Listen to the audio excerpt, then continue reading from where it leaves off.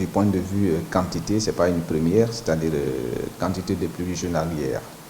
Alors, point de vue intensité, on peut dire oui, c'est un peu remarquable, parce que la pluie qui s'est abattue sur la ville de Conakry, du point de vue quantité, n'est pas supérieure à d'autres pluies antérieures des années passées, journalières antérieures des années passées,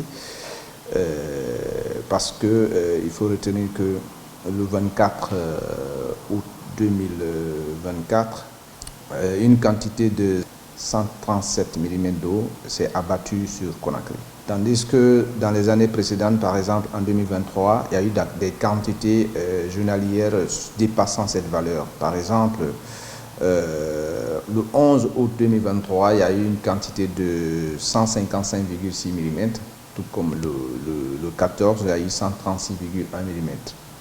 Maintenant, ce qu'il faut retenir, c'est que l'intervalle de temps dans lequel cette quantité du 24 est tombée est très réduite. C'est ce qui a fait que ça a causé beaucoup de dégâts.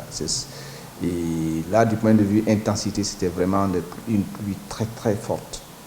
Et donc, techniquement, qu'est-ce qui explique cela? C'est parce que, vous savez, nous sommes d'abord dans la saison des pluies, et secondo, nous avons la circulation générale atmosphérique qui est régie par plusieurs paramètres comme la mousson, qui est un vent qui quitte l'océan et qui souffle vers le continent et qui est naturellement chargé en vapeur d'eau, d'humidité.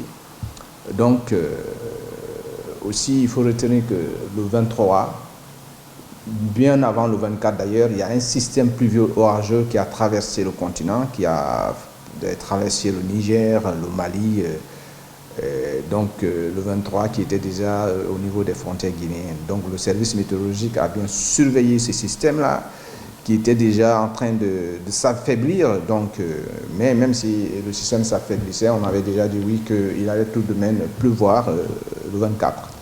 Mais si vous constatez aussi, la journée du 23, le vendredi, était une journée ensoleillée. Moi-même, j'étais dans une délégation avec le PM pour la visite des travaux de l'aéroport de Conakry.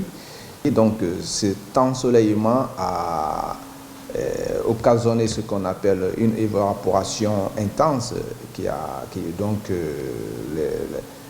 les masses d'eau vont être transformées de l'état liquide à l'état gazeuse. Donc, c'est un facteur favorisant, n'est-ce pas, des pluies. Donc, le système qui était déjà en train de s'affaiblir en venant, donc, a rencontré une condition locale qui l'a renforcé très rapidement et surtout en cours de nuit. C'est ce qui fait qu'il a commencé à pleuvoir la nuit, mais vers le petit matin, l'intensité était incroyable. Et donc, la quantité qui s'est déversée sur Conakry était très énorme en un laps de temps. Et voilà ce qui a provoqué très rapidement ces dégâts.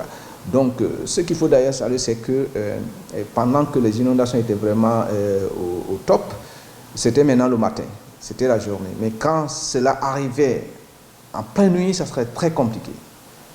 Parce que déjà, bien sûr que la météorologie avait prévu cela dans le bulletin qui est passé le soir. Il était prévu qu'il allait pleuvoir. Mais en même temps, quand le système s'est déclenché, il y a eu une alerte immédiate. Donc, ce sont des produits que nous élaborons en face de telles situations et pour vraiment alerter la population. Il faut retenir que nous sommes dans la saison des pluies. Il y a toujours des pluies qui vont venir jusqu'au mois d'octobre.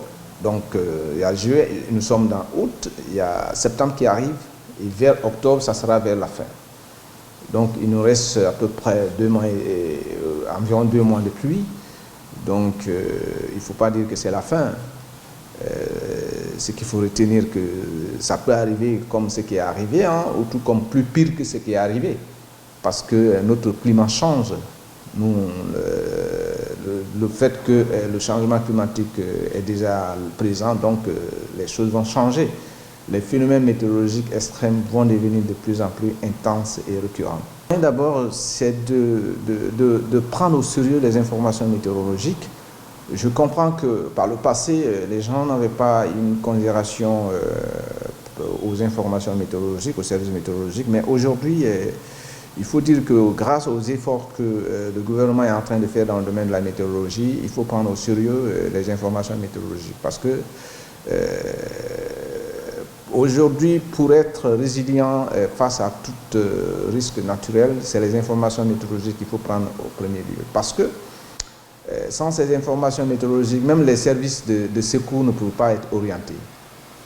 Même les services de gestion de catastrophes ne seront pas informés. Donc il faut que tout le monde soit informé à temps pour pouvoir prendre des dispositions qu'il faut, pour pouvoir sauver les gens. Même la population elle-même, une fois que la population est informée à temps, elle-même va prendre ses précautions avant tout. C'est pour cela que nous travaillons nuit et jour. Dans le cadre d'un projet mondial qu'on appelle Système d'alerte précoce pour tous. Donc comment faire pour que chaque population ait accès aux alertes précoces pour se sauver lui-même avant tout. Donc c'est d'attirer l'attention de la population à prendre les informations météorologiques au sérieux et de suivre les indications des services de gestion de catastrophes et surtout de ne pas encombrer les passages d'eau, de ruissellement, qui pourraient aussi envenimer, n'est-ce pas, les cas d'inondation.